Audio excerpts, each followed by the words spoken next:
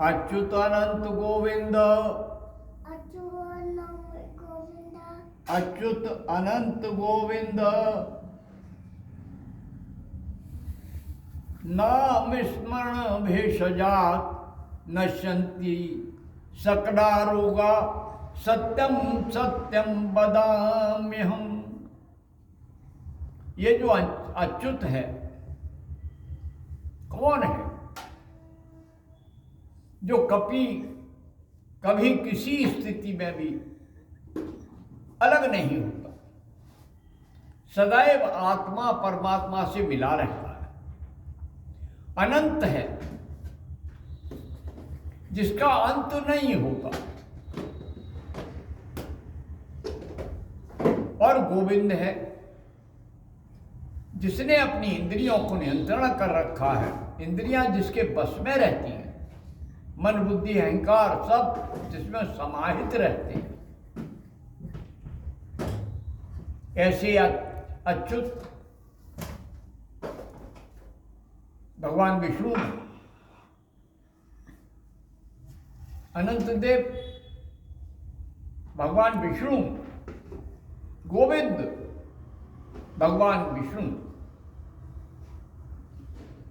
यह मार्गशीर्ष भगवान विष्णु का ही मास है, भगवान श्री कृष्ण का मास है। अच्युत भी कृष्ण है, अनंत भी कृष्ण है, गोविंद भी कृष्ण है। ऐसे कृष्णम वंदे जगत गुरु, ऐसे जगत के गुरु। जगत मानी संसार नहीं, अनंत अनंत ब्रह्मांडों के गुरु। और हमारे शरीर में जो अनंत ब्रह्मांड है, आज्ञाचक्र, भू भुवा महा जना तपा सत्यम श्रियम अकाल पुरुषाय नमः। तो ये सब एक एक क्षण के चैतन्य के पाने वाले केंद्र हैं। ओम भूर भुव स्वः तत्सवितुर्वरेण्यम भर्गो देवस्य धीमहि धियो यो न प्रचोदयात्। और शांति मंत्र तो ये संपूर्णता बताता है। ओम द्यौ शांति। ये जो द्यौ है, जो चेतन है, जो आकाश है,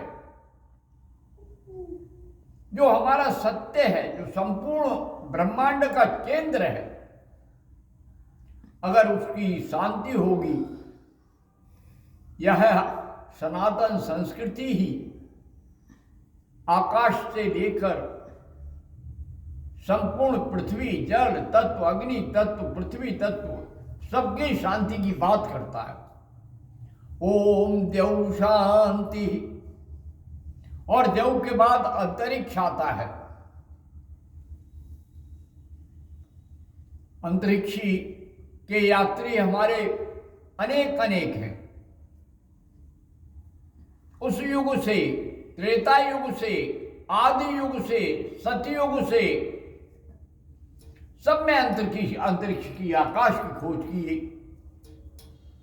देव में क्या क्या है उसका विवरण दिया, लेकिन हम नहीं जान पाए। भगवान श्री कृष्ण गीता में उस संपूर्ण सार को देते हैं और कहते हैं, अरे मेरे प्यारो, इस अमृत रूपी गीता को पी जाओ।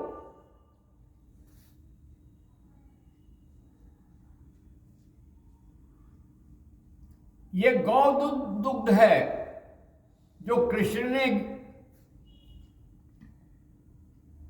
युद्ध के बीच में अपने परम प्रिय मित्र सखा अर्जुन को दिया। इसीलिए अर्जुन कहता है कि हे नाथ, सखेति मत्वा, मित्र समझ करके मैंने कोई भला बुरा कहा हो। कभी कभी मित्र का गौरव किसी को पता नहीं चलता। अभी कुछ 2 मित्र मेरे मिले,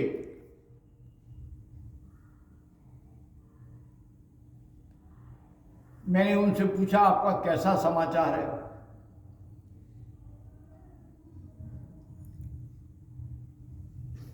तो वो मित्र नहीं मिले, उनकी औलादें मिली। उन्होंने कहा वे तो गए। मैंने कहा अरे कैसे चले गए? उन्होंने कहा कि वो तो साहब 5 साल पहले चले गए। मैंने कहा बहुत बढ़िया। तो जीवन की यात्रा में मित्र भी चले जाते हैं, चित्र भी चले जाते हैं, लेकिन भगवान श्री कृष्ण अपने मित्र अर्जुन के सखा हैं। उसने यक्षुणी सेना मांग ली दुर्योधन ने। उन्होंने भाई आप क्या मांगते हो? बोले बस आप मेरे सखा रहना, मेरे रथ की बागडोर संभाले रहना। तो अगर हमने अपने रथ की बागडोर कन्हैया को दे दी, कृष्ण को दे दी, गोविंद को दे दी, अच्युत को दे दी और अनंत ब्रह्मांड के रक्षक उस परम तत्व को दे दी, तो फिर क्या कहना है? हमारा रथ तो ऐसे चलेगा जैसे अर्जुन का चला। जहां जा रहा है सपा चट करके जा रहा है, जिसको चाह रहा है उसको युद्ध में परास्त करके जा रहा है। अरे जिसका ब्रह्मांड का नायक, जिसका सारथी हो, उसका क्या कहना? तो श्रीमद् भगवत गीता ऐसे समय में उन्होंने अपने मित्र को उपदेश दिया। युद्ध था, विभीषिका थी, निश्चय अनिश्चय का द्वंद्व था, मन और बुद्धि दोनों द्वंद्व में फंसे हुए थे। लेकिन कृष्ण ने दोनों के बीच में सहजता, सरलता, आनंद की चेतना को भर के समाप्त कर दिया। यही सार है। एक बार मेरे मित्रों श्रीमद् भगवद गीता का अध्ययन करो। नहीं समझ में आए तो जहां बैठे हो, जिस रूप में हो, मुझसे सहयोग ले लो। अनेक भाष्य हैं, जो भाष्य अच्छा लगे वही ले लो। मूल ग्रंथ को पढ़ लोगे तो सत्य का अनुभव हो जाएगा, बड़ा आनंद आएगा। ये मार्गशीर्ष भगवान कृष्ण का स्वरूप है। ये सारे ब्रह्मांड का, अनंत का आनंद है। इसमें तिल का दान करो, तिल खाओ, गुड़ खाओ, आनंद से उत्सव मनाओ। शीतकाल में जिसको चाहे गर्म वस्त्र दे दो, दान करो। अगर ये सब क्रियाएं करोगे तो लाभ होगा। गरीबों की सहायता का मास है। शीत में जो शीत से ठिठुरा रहा है, उसके ऊपर अगर हमने कंबल डाल दिया तो कंबल बंतम न साध बाधते शीतम। कंबल बान को, जो कंबल से युक्त है, उसको शीत नहीं सताता। और अगर इसमें संधि कर दिया जाए कंबल बंतम, कौन ऐसा बलवान है जो जिसको शीत ना सताता हो? हर बलवान को शीत सताता है। नागा महात्मा ही वो भी बहुत लगाते हैं, अग्नि के पास तपते हैं। शीत तो सबको सताता है।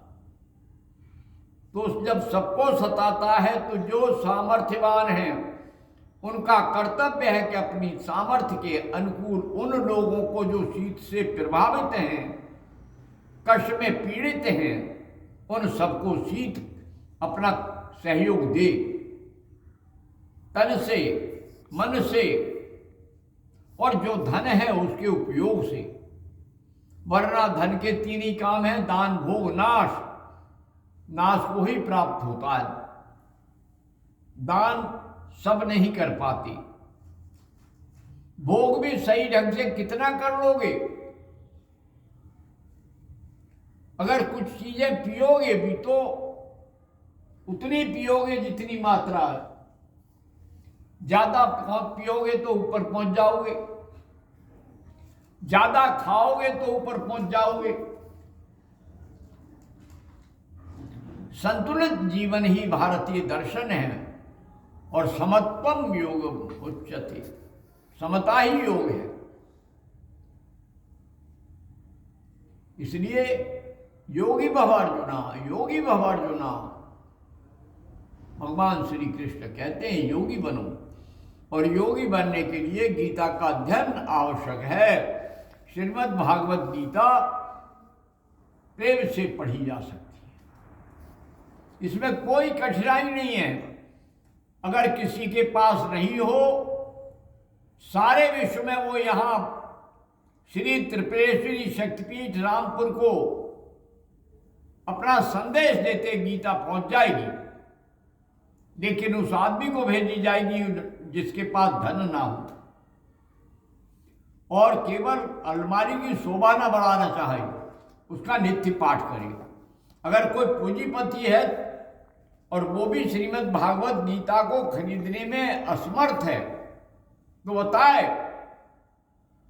और ये सभी धर्मों के लोगों को पढ़नी चाहिए, क्योंकि ये सारे धर्मों का पूर्व का ज्ञान है। जो सबसे पुराना ज्ञान है उसे देखो मत, और जो कल का आया ज्ञान है उसी के लिए लड़ते रहो। अरे सब धन, सारे ग्रंथों को देखो एक बार। आखिर में नानक देव जी ने जो गुरु ग्रंथ साहब गुरु गोविंद सिंह जी ने तैयार किया, गुरु नानक देव की वाणी को देखो एक बार अनुभव करके। जब देखोगे तो तुम्हें लगेगा कि अरे ये तो इन्होंने कह दिया, हमारे पास तो कुछ है ही नहीं कहने। इसलिए जागो, उठो, संतों की वाणियों को पढ़ो। अरे एक बार कबीर को मन से पढ़ के तो देखो, रसखान को पढ़ के तो देखो। जब तुम सबको पढ़ोगे तो तुम्हारी मन और बुद्धि खुल जाएगी। तब तुम कहोगे जाति धर्म पूछे नहीं कोई, हरि को भजे सो हरि को होई। ना उस जो हरि को भजन करता है वो हरि का हो जाता है। उस समय न जाति रहती है न धर्म रहता है, समरसता रहती है, प्रेम रहता है, करुणा रहती है, दया रहती है, ममता रहती है। किसी के प्राण लेने का मन नहीं करता। इसलिए जागो, उठो, समरसता पैदा करो, किसी के प्राण मत लो। जीवों में परमात्मा वास करता है। जो जीवों के प्राण लेता है उसको परमात्मा कभी क्षमा नहीं करता, उसका दंड जरूर मिलता है। किसी भी कर्म का प्रत्येक दंड निर्धारित है। सत और असत, सत्कर्म का फल और असत पर कर्म का फल दोनों निर्धारित हैं। इसलिए कर्म करते समय विवेक का इस्तेमाल करना मानवता का धर्म है। यही भगवान श्री कृष्ण कहते हैं। ओम शांति शांति शांति। जय मां, जय भगवती, जय गुरुदेव। ओम।